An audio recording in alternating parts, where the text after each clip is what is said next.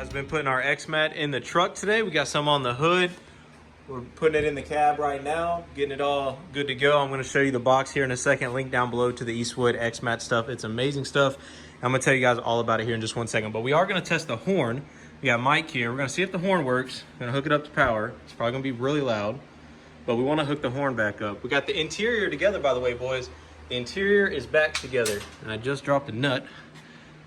I'll get it in a second. Fire that bad boy up, see if it works. Nah. Doesn't work? Nah. You try the other side? Yeah. Think the connections are just bad, or it just doesn't work? Probably dirty connections, because it ain't the cleanest. It's all rusty, but yeah, we'll clean it up a little more. You can see there. Uh-oh. It'll work, I think. Think if we clean them wires up, we got a better connection, it may go? Yeah, because there's probably a bunch of shit in there too, like spiders or something. Let me check this out. Yeah, if we cut this wire and get some better wire on it, yeah. Because it sounds like it wants to work, it just doesn't have a good power. Well, that one over there too, the side one's all wires all split and frayed, so we need to get rid of that anyways. Yeah. That's a short right there waiting to happen. All right, guys, so we're going to clean up this horn and see if we can fix it, but it mounts up. I'll show you guys where it mounts up. It looks really freaking cool. It'd be awesome to be able to have this thing hooked up. If we could power it up, it mounts right there to the firewall, and we could power it up with our fuse block here, our fuse panel. That'd be pretty sweet. We almost burned the garage down a second ago because I accidentally put the alternator ground wire on the, show them that thing, man. In like, what, 2 seconds? Yeah, Went up in flames? I hooked that negative up, and before I could walk around this door, the whole thing was just smoking. The whole garage lit up in smoke in like 2 seconds. I grabbed that fire extinguisher so fast. I was in there doing the X-Mat. I jumped out, almost killed myself trying to get out of this truck. I thought this thing was on fire. But my dumb self, I was just in a rush. I connected the alternator ground wire to the power, and that's what you get, boys. But we got all new ground wire for it anyway. And me and him were talking, and we shouldn't have had that wire red. There was a red wire anyway, so that's why I figured it was power. It was how the original owner, that's an original wire right there. It's how he had it ran. You guys can see it was red, so I figured it was power. Nope, not power. So we're gonna replace it with a black ground wire now that I had laying around in the toolbox. So that's gonna get fixed. The last video, you guys seen the headlights get powered on. We already tested out the fog lights, they work too. Link in the description of these fog lights and headlights. These are 7-inch headlights. These are Marimoto 4-inch fog lights. The HID factory is where I get all my lights, guys, from interior lights to switchbacks to headlights, tail, you name it, I get my stuff from him. Go ahead and hit it. Sweet, boys. We still got to put the driver's side on, but it's going to look really cool. That's the light throw right there. Once we back it up, of course, it'll meet up and look really good. I want to show them how the dimmer switch, you guys hit me up in the comments about, I said foot peg or whatever I said in the last video, and people were having a heart attack about it, but that's the dimmer switch on the ground, guys. Sorry. Sometimes when I make these videos, I'm not paying attention to what I'm saying, I guess. But it all works on the dimmer switch. And if you put these headlights in, they'll go off.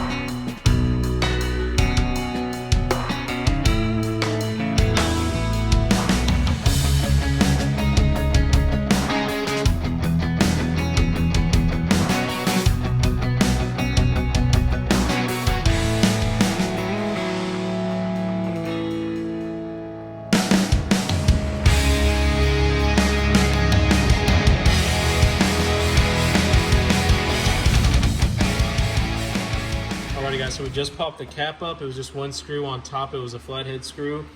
Now we can see our points. I'm not gonna touch anything. I may slightly clean inside here. My experience with these old things is a lot of times they'll work and you won't have to really touch them, but we are gonna replace this wire inside here. We are gonna resolder this and replace this wire on both these horns and see if we can get these things to work. Also, we're gonna do a pretty quick inspection of inside and see if we see anything wrong with it.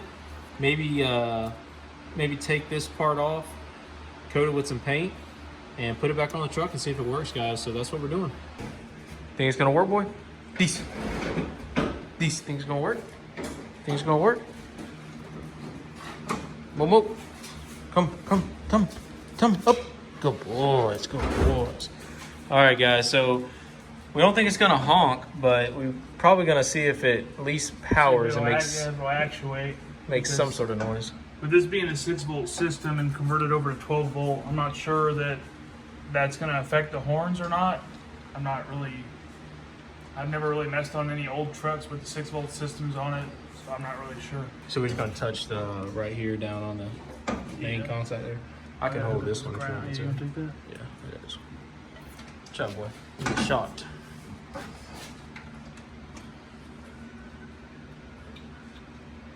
All right.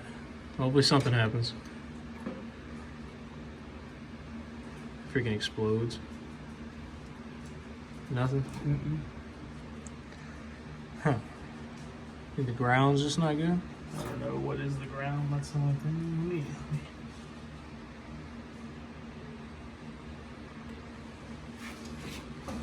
Uh-oh.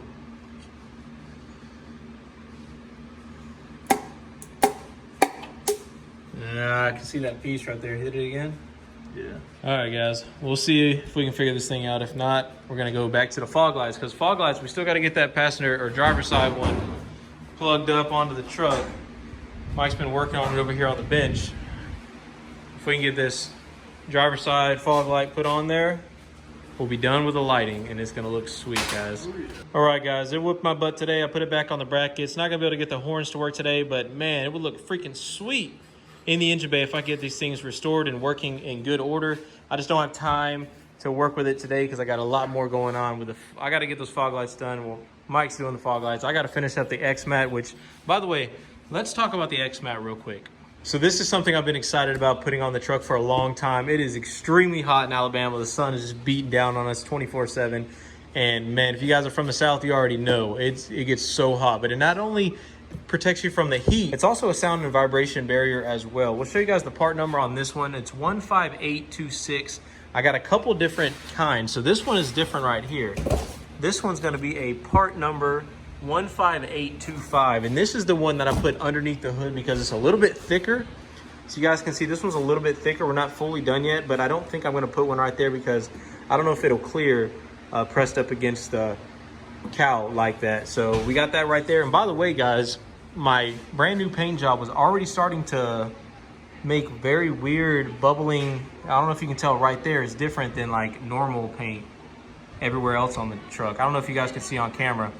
Right in this area right there, it was already starting to overheat because of this engine is just producing so much heat, and it was just getting onto that steel hood, and it was already, just after a couple drives, already starting to discolor, to put it in layman's terms, the brand new paint on the truck. So I definitely wanted to put that heat barrier. I got it tucked in behind that brace as well. I got it on both sides. That is the part number I have underneath the hood just because it's a little bit thicker. It's an underhood and headliner heat and sound barrier from Eastwood. It does an 8 decibel sound reduction and up to 105 degrees heat reduction. So here's a little base temp, and after Eastwood X-Mat was put on, that's both the decibels and the heat. Here's the roller right here, guys. I was just using it a second ago to get up in these corners. I still gotta fix and finish out the roof, but you guys can see I was using a different part number, which I'll show you right here, for the sides and the roof. So this is the item number I was using for the roof and the back of the cab, 15841. That's the one comes out. It has 9 mats. That's the size of them right there. And I was also using some small mats, which are come in this box right here. I know it's a bunch of different part numbers, guys, but 15842, there's probably gonna be somebody out there that needs this information. So So I want to get this out because these small ones come in handy. These are a little bit smaller, so they're 12 inches by 12 inches, and they're good for these little areas like that little corner right there that can't take a huge one like this roll right there. You can always cut them and whatnot, but like right there, I put two small ones, 2 foot by foot, and then the big one on the bottom, and then a big one in the corner, a small one right there. I'm gonna put another small one in that corner, and another probably half of a small one, probably cut it in half, put it there, and then put 2 more big ones across the top there. Then for the floorboard, which we still got to address that pan has some rust holes in it. I'm figuring that out now. It's on the way, guys, but that's why we're waiting to put this on. But I still wanted to show you in this video, this is the one we're going to be putting on the bottom of the floor. This is not carpet. This is meant to go under carpet, and it has the same adhesion technology as the rest of them. You kind of just peel this brown paper off and roll it on. That one is going to be part number 15826. It's a little bit different. It also comes in rolls like that, and you guys can see how big they are here. So, by the way, the seat, I still got to send to my upholstery guy. I'm waiting on a text back from him, and then the seats are going to be going to him and get reupholstered. We're going to put about 1 inch of high-density foam and then wrap the vinyl around it and roll it tight using the stock clips, which they're not called clips. They're keepers or something like that. You guys know what I'm talking about. But the stock seat's in pretty good condition. If we put high-density foam on it, I think it's going to be really good, and I think it'll clean up pretty good. So I'm gonna finish out putting this X-mat on there. Just wanted to show you guys what I had going on in the garage right now. We're gonna finish out those fog lights, probably catch up with you guys later tonight. If you want to check out Eastwood's X-mat, it's gonna be top of the description down below. Make sure you guys check them out. Huge shout out to Eastwood. They got tons of different products for all your restoration needs. Check them out. We'll see you here in a little bit. All right, guys, so we're over at my buddy Cody's house, like literally 2 houses down. You see my house right there. Stopped by with the F-250. We just got some steaks for dinner. Me and Mike gonna grill out some steaks. So Chef Mike over here. He picked up a he said a 77 Ford. This thing is so badass, guys. 4-wheel drive, 4 on the floor, manual locking hubs.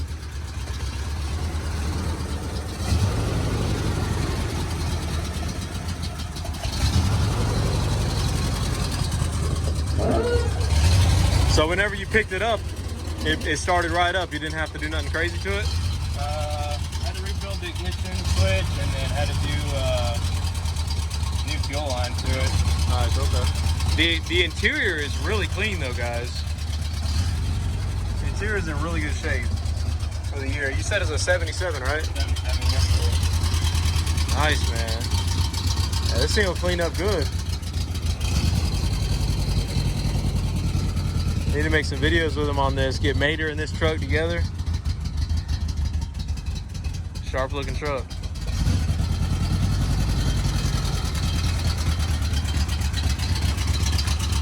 May have to adjust it. Does it have like a throttle adjustment or idle adjustment or something like that? Okay, yeah. So you still got to play around with it a little bit, get your timing set and your idle set and all that? Yeah, I still got to do all that. Sweet. That's a nice looking truck. Not bad for 1,900 bucks. No, that's a steal. 4-wheel drive, 1,900 bucks.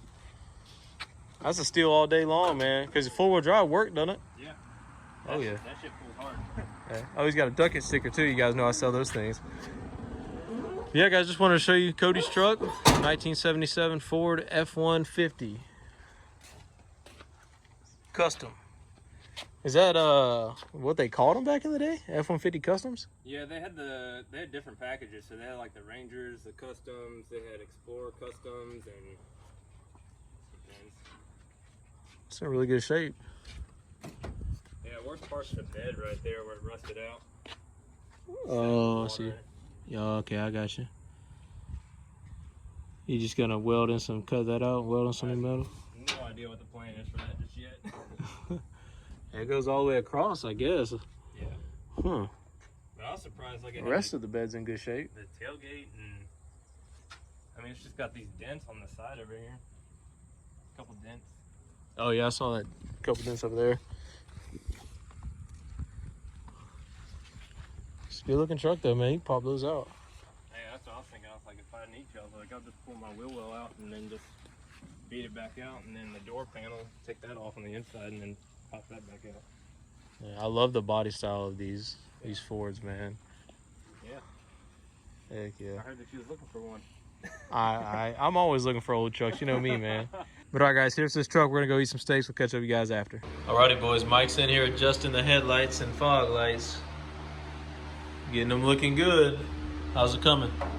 It's coming. We just got done eating some steaks. We don't know if we have time tonight to go out and test these things out, but maybe tomorrow. But they're all done.